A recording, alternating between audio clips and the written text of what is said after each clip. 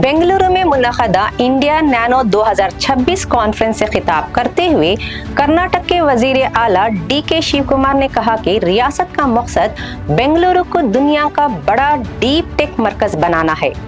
इन्होंने कहा कि Karnataka nano technology, artificial intelligence, semiconductors, biotechnology और क्वांटम टेक्नोलॉजीज जैसे शोबों में आलमी क़ियादत हासिल करने के लिए पुरअज़म है। इनके मुताबिक रियासत में मौजूद आला तहक़ीक़ी इदारे, स्टार्टअप, मल्टीनेशनल R&D सेंटर्स और यूनिवर्सिटीज़ ऐसे डीप टेक इनोवेशन का आलमी मरकज बनाने की मजबूत बुनियाद फराहम करते हैं। DK शिवकुमार ने कहा कि नैनो टेक्नोलॉजी अब सिर्फ तहक़ीक़ी लेबोरेटरियों तक महदूद नहीं रही, बल्कि health care, electronics, energy, agriculture, mobility, aerospace, defence और एडवांस मैन्युफैक्चरिंग समेत मुतअद्दिद शोबों में बुनियादी किरदार अदा कर रही है। इन्होंने कहा कि मुस्तक़बिल artificial intelligence, nano technology, biotechnology, quantum technologies और सेमीकंडक्टर्स, एडवांस मटेरियल्स के कॉम्बिनेशन से तश्कील पाएगा और कर्नाटक इस टेक्नोलॉजी इनकलाब में सबसे आगे रहना चाहता है।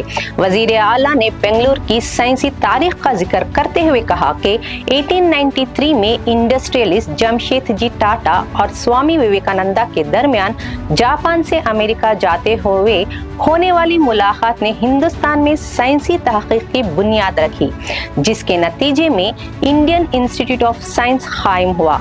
इन्होंने कहा कि उस वक्त की किंगडम ऑफ मैसूर के महाराजा कृष्णराजा वडियर IV ने बेंगलुरु में तकरीबन 370 एकड़ जमीन, माली ताउन और बुनियादी सहूलियात फराहम की, जिससे ये इदारा कायम हो सका।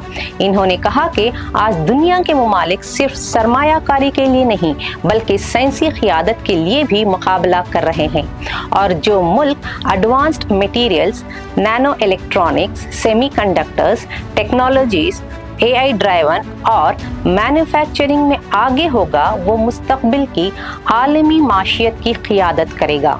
इसी मकसद के तहत कर्नाटक ऐसी फ़िज़ा कायम कर रही है जहां साइंसी तहक़ीक़ तेज़ी से सनत तक पहुँचे, तहक़ीक़ी मुकाबले तिजारती मसनूआत में तब्दील हों और एकेडमिया, इंडस्ट्री और स्टार्टअप्स के दरमियान ताउन मजबूत हो। DK शिवकुमार ने कहा कि नैनो टेक्नोलॉजी सेहत के शोबे में टारगेटेड ड्रग डिलीवरी और प्रेसिशन मेडिसिन, ज़राअत में स्मार्ट फर्टिलाइजर्स और बेहतर water management, clean energy, stronger infrastructure और सस्टेनेबल मैन्युफैक्चरिंग में इनकलाब ला सकती है।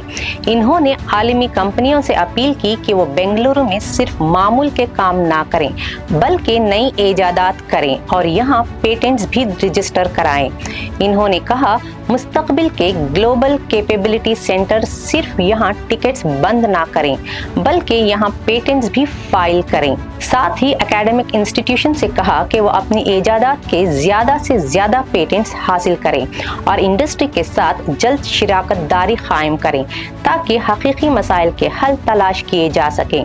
वज़ीर आला ने कहा कि बेंगलुरु ने हिंदुस्तान को दुनिया के IT नक्शे पर नुमाया मकाम दिलाया और अब वक्त आ गया है कि यही शहर हिंदुस्तान को दुनिया के डीप टेक नक्शे पर भी नुमाया करे। इन्होंने कहा कि गवर्नमेंट, एकेडमिया, इंडस्ट्री और एंटरप्रेन्योर्स के दरमियान ताउन भी कर्नाटक की सबसे बड़ी ताकत है। DK शिवकुमार ने भारत रत्न प्रोफेसर CNR राव को खिराज तहसीन पेश करते हुए कहा कि उनकी साइंसी खिदमत आज भी नई नस्ल के रिसर्चर्स के लिए मशाले राह हैं। इन्होंने यंग साइंटिस्ट और स्टूडेंट्स को जोर दिया कि वो बड़े ख्वाब देखें, मुश्किल साइंस मसाइल पर तहक़ीक़ करें, जबकि हुकूमत हर मुमकिन ताउन फराहम करेगी। इन्होंने कहा कि टेक्नोलॉजी की तरक्की इंसानों की ज़िंदगी बेहतर बनाने, सस्टेनेबल डेवलपमेंट, रोज़गार के मौका पैदा करने और इन्वायरमेंट के तहफ़्फ़ुज़ के लिए होनी चाहिए। आखिर में वज़ीर आला ने कहा कि बेंगलुरु ने सॉफ्टवेयर इनोवेशन के ज़रिए सिलिकॉन वैली की शनाख्त की हासिल की और अब इसका अगला बाब nano technology, semiconductors, advanced manufacturing, quantum science, artificial intelligence के जरिए लिखा जाएगा। इन्होंने इंडिया नैनो 2026 का बाज़ाब्ता इफ्तिताह किया और Karnataka science and technology promotion society, Jawaharlal Nehru centre for advance scientific research, department of science and technology, साइंसदानों, इंडस्ट्री पार्टनर्स और मुंतज़मीन को कामयाब इंतखाब पर मुबारकबाद पेश की। Hi, my name is Rohit. I work at the Science Gallery, and the Science Gallery is a very interesting place. In my opinion, it's a very unique place as well, the only one of its kind in the country. And the idea with the Science Gallery is to have a conversation about science rather than teach something specifically. And so we're going to be doing that through exhibition seasons, which happen every year. And you have different exhibition seasons like Elements, Submerged, Psyche, Phytopia. The most recent exhibition season is going to be called Quantum, which is going to be coming up on this Saturday on the 8th of August, and it's going to be talking all about quantum in many facets. It's going to be talking about the history of quantum, who gets to do quantum, different quantum concepts, all of these things to different artworks. And speaking of artworks, we have one artwork over here where if you see on the wall over here, you see a cat, you see a dinosaur. That's a dinosaur, by the way. And there are some sunglasses over there, and there's like a small little planet over here. Now, if you were to think of it, the color of these are grey. However, that is only until you measure them. So when you see through here, you will see that there are different colors, and when you turn this, you'll see there are different colors again. And that's very weird, right? That's very strange. I mean, how is that happening? And the idea behind this is to talk about something called superposition, where in the quantum world, it seems like things can exist in multiple states at the same time. Similar to this, where it seems like there are different colors existing at the same time, giving you gray. But when you look at it in a certain way, when you measure it in a certain way, very similar to a cat, which you don't know whether it's dead or alive until you open the box, which is Schrodinger's cat. Similar to that, you have over here as well different colors when you measure it differently. And so you're talking about superposition, you're talking about collapse, and all of these quantum concepts in a very interesting and fun way, right? You're talking about this through art. You also have a game where basically this is a ghost, and what you have to do is you have to catch the ghost. But what's interesting is that this ghost functions through quantum mechanics. And so the idea is, can you catch the quantum ghost or not? It's also a very cute ghost. It's called Quibi. And so like this exhibit and that exhibit over there, you have multiple different exhibits in the Science Gallery, all of them tailored to talk and start a conversation around science. It is not necessarily there to teach you something, but it is there to have a conversation around it, because where else do we get a place like that? And so that is the idea behind the Science Gallery. All the exhibits are there to start and facilitate a conversation around things, and in general to have fun. And so, how do you think it will be helpful for the younger generation? it's interesting because usually when we are taught science in schools, it is generally as a collection of facts. Oh, this comes first and this comes first. Here's a formula, learn it, understand it, and just rote learn it, solve questions, and that's all. And that's generally what we think science is as well. We don't really think of the history of science, where it seems like these ideas actually have a lot of background behind them. Why is it that some people were able to think of these ideas? What led to these concepts to come out? And how do these ideas affect you as a person? And how does it affect society? And how has, for example, in quantum, how has India affected quantum in terms of the theory? All of these conversations are things we don't have in school. And so the gallery becomes a place where you can actually have these kind of conversations and build a more public understanding of science. And that's generally how we look at the Science Gallery. There's also a public lab complex that's coming about, where you have these labs where people will actually be working, and you actually go and get to see them working, because normally the institutions that are there in the country are not accessible for the public. And so you have the Science Gallery, which becomes a place where you can actually see people who come and actually are working, and scientists who are actually working in things. And so there's also that. So you were talking about there is an expo held on 8th of August, right? Yes, it starts on the 8th of August, yeah. So where is it? The Science Gallery is right in front of Makery Circle. It's right opposite CBI, and it's a very big building. You'll not miss it. It says Science Gallery, and that's the idea. If you come to the gallery and you have all of these exhibits, you have a bunch of people called experimenters and mediators who come and talk to you about the gallery and the exhibits. We are not there to teach you anything, but we're there to have a conversation around it, right? About how it affects you, and it's in general more so fun rather than somebody coming and being like, oh, do you know this? This is this. This is this. It's not like that, right? It's where you can come and have fun. And so I'm one of the experimenters, and there are a bunch of others as well in the gallery. So in Gen Z term, a cool way to learn science. Oh yeah, yeah. Very fun way to learn. Yeah. Currently, I'm working in GBC Bangalore. It is a Korean government company. So my job role is business development and market consultant. So what we do, it is a South Korea government company. So we help Korean companies to do business in India. So I came here and I have found too many business opportunity here because we help Korean companies to do business in India. So they have a variant of products. Okay, like it is in health sector, commercial, beauty sector, and the semiconductor also. So I have found too many companies here, which in future I can do collaborate or do business, like I can help these companies to do business with the South Korean companies. There are so many innovations in this exhibition. So which innovation fascinated you more or impressed you? I am impressed with the health sector because they have come up with the too many solutions like in a very easy way, and I have explored in agriculture also. So as of now, Do you think that these innovations will be practical in daily basis? yeah, I feel like because they have come up with the very good easy solutions. I have checked in the health sector. So in health sector I found two places. One the for the test, urine test and all for the pregnant women and all, it will be very easy. And for the agriculture they have very good things. So yeah. Do you think this kind of expos will help to grow business between other countries as well? Yeah. Why? Because here people can get to know about what is the currently going on in the market. So for me it is very helpful. Why? Because I can get a too much expo, and later it will be helpful for me because here I am getting a consultant services and health sector and agriculture sector. So later I can do collaborate with the South Korean companies, and in one place you can get a expo of like you can get an idea of the business industries also as well. So I have got one guy also, he was telling me about he has done one website there you can do data analysis very easily. So he is a student only, but he came here, he found me and he started, because nowadays people are studying for Power BI and all, and it is very difficult. You have to do coding and some stuff, then only you will come up with your data analysis things. But he told me that it is very easy, ma'am, you have to just paste your Excel sheet and you will come up with it. I am Tathagata Sardar.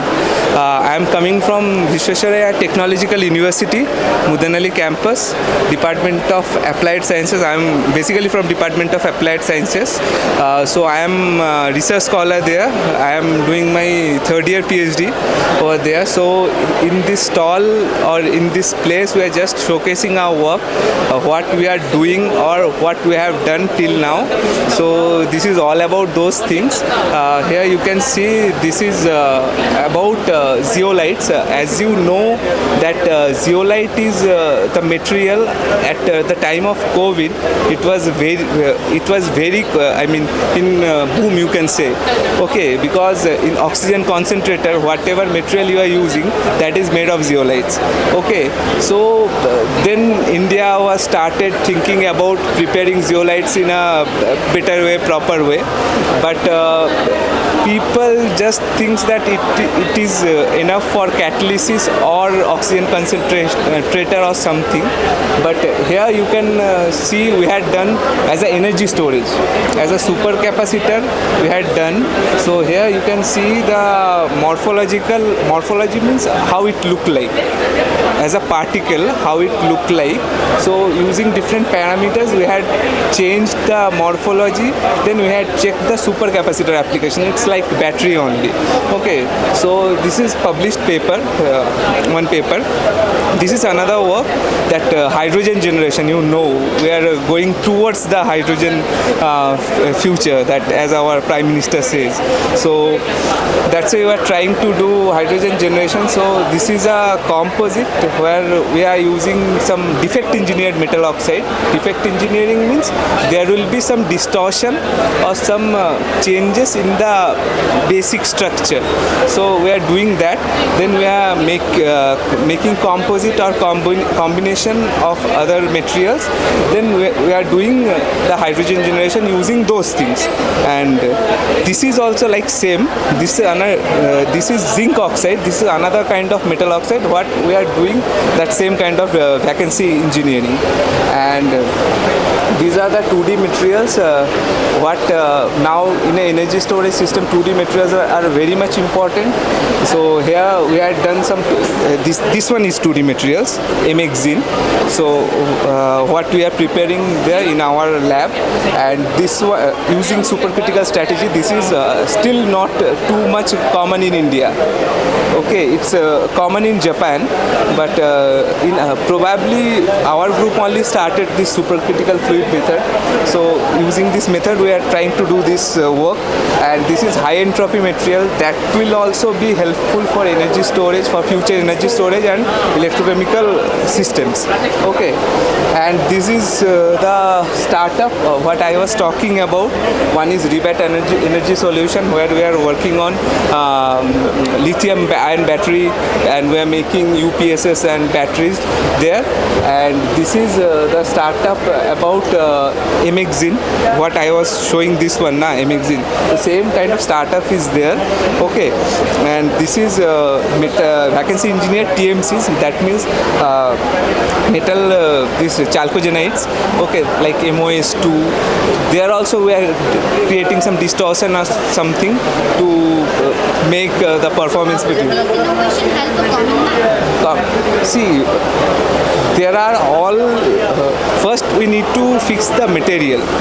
See, when you know that now we are using batteries in phone, right? But when it came, 1990s, I guess. After that also, still we are trying to making better the batteries. So in this aspects also, like hydrogen or energy storage or supercapacitor, everything we are just trying to make it better. So if we are getting better results, then we can go for commercialization or something. This is also, I was talking about hydrogen generation. So this is also a prototype reactor. This is also a new kind of thing in India. If we can we can make it bigger in size, so we can get photocatalytic hydrogen in presence of solar light. Whatever we are getting, better than that. And these are some batteries. You can see here battery materials. Batteries. This is half cell. This is full cell. And this is MX-Zin dispersions. Okay, so these are the things, and these are